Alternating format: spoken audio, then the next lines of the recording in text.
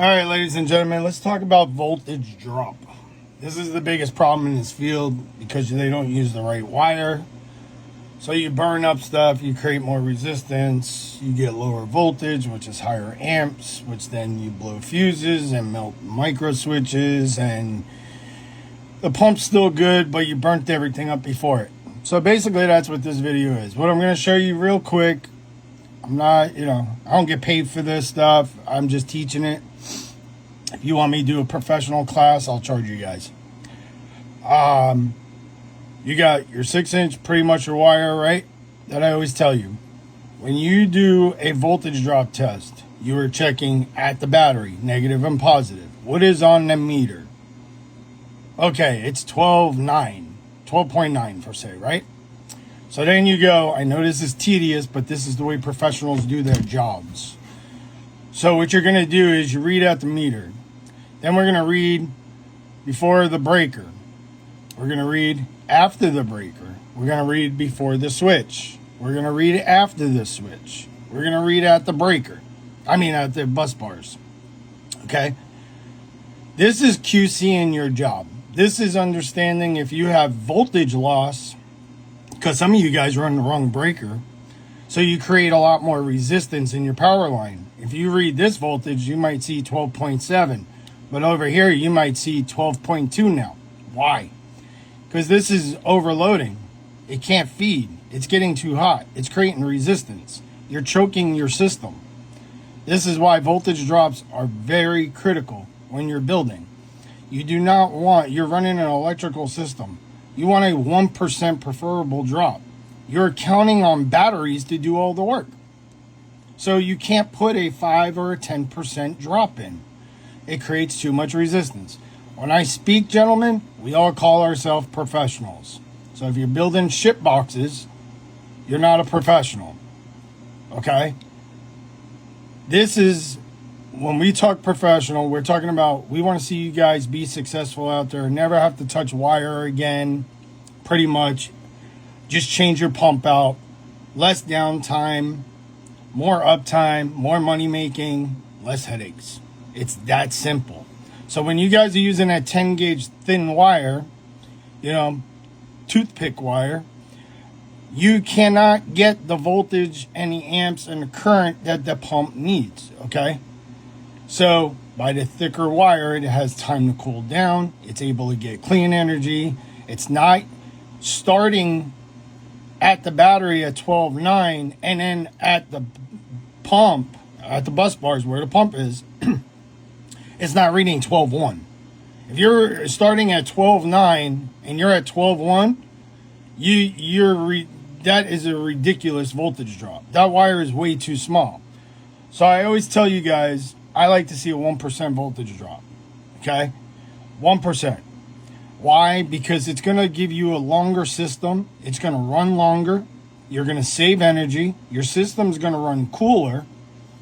Now, if you go to, say, a 5% drop, you got problems. 10% drop, you're going to damage your pump over time. It's that simple. So the longer your wire, the more of a loss you're going to have. Same as on your hose. The more hose you add, the less gallons and the less PSI you're receiving at the end of the hose. Okay? Wire gauge. The smaller the wire, the more resistance. Like I said, thin wire cannot feed that pump properly. Ampage drawer, the higher the amps, the more of a drop. Okay? That's why I tell you guys, on the 19 amps pumps, you guys do better with thinner wire because it doesn't pull 24 to 35 amps. These are for big boy pumps, okay? Say the battery, like I said, the battery is reading 12.8, okay? And you're only getting 11.4 at the battery, or at the pump, right? So you're at 12.8, and at the end, you're only getting 11.4, okay? You just lost 4 volts so that means you're at 11.4 at the pump. Do you think that pump's going to run right, guys? No, it's a 12 volt pump. It needs to see 12 volts at all times when it's loading up, everything. Anything under 12 volts is going to create, this is where you guys start to see problems. When you get lower voltage, you create more amperage, which creates more resistance, especially in your thinner wire, which creates heat, which creates the micro switch and relay to burn up. So, voltage drop, this is why I tell you guys you can't use 10 gauge on Remcos. You'll never see the power. Plus, you're installing a 100 amp battery for say, right? On a 30 amp pump, and you're running 5 to 10% drops, you're going to be out of power in like an hour. I mean, seriously, this is running your numbers, guys. So that's why I always tell you, you got to have 2 batteries. Why do you need 2 batteries? Well, you want 200 amp hours. Well, if your pump pulls on an average 20 amps an hour, right, guys? Then you got to take out, say, 10% for coming on and off the gun. How many hours are left? That's how you build a system. When that pump sees under 12 volts, it's time to shut the system off. You're about to burn everything up. Doesn't matter what wire you ran now. So the key for the bigger wire is for what you start at the battery is what you see at the pump. That is exactly the point of the thicker wire, is to carry the load, the current, the amps, the voltage, and everything else that you need to make that pump work the way it was designed to work. A lot of you guys are setting them up like the people in their backyard spraying bushes. That's why Tractor Supply sells that wire Remco. But if you read your manuals, guys, there's a lot of things you guys are not reading and blaming pumps. And it has nothing to do with the pump. It's the installer. The thin wires off the pump have nothing to do with the install. We've went over that 1,000 times. Same thing I did a post last night. In your house, your wires are this thick in the wall, for say, right? But the ceiling fan that you buy has a little thin wire. You're not going to rip all the wire out of the ceiling fan and rewire it, else it would come like that. This is where the electrician knows what he's doing. This is why you have to learn Ohm's law. Hopefully this helps you out. I mean, like I said, whatever you start at is what you want to see. So if your batteries are way too far apart and you can't afford more wire, you better bring that battery real close.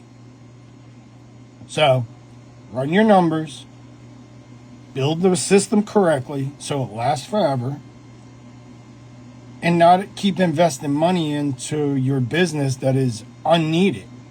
Like I said, guys, if you keep going to somebody and you keep selling you the same product and they don't know what I know, you're just wasting your money. So if somebody says, oh, I burnt my pump up, but they're not checking why you're burning your pumps up, that's knowing your business. So if somebody is constantly burning something up, there's a problem. If you can't get 12 volts to the pump, that's a problem. It needs 12 volts. Same as these 24 volt. You guys running one battery. The minute you get on the battery, guys, you're negative. One battery, negative. On marine or whatever. Of course, lithium's going to hold its value, but, marine's like 2 hours for say, and lithium's like 4 hours for say. There's a big difference. Because they both work differently. You got to learn how batteries work. Marines can't go under 50%. Lithiums work different. Knowing your equipment will make you successful. I promise you that. Hopefully this helps you. Have a good night.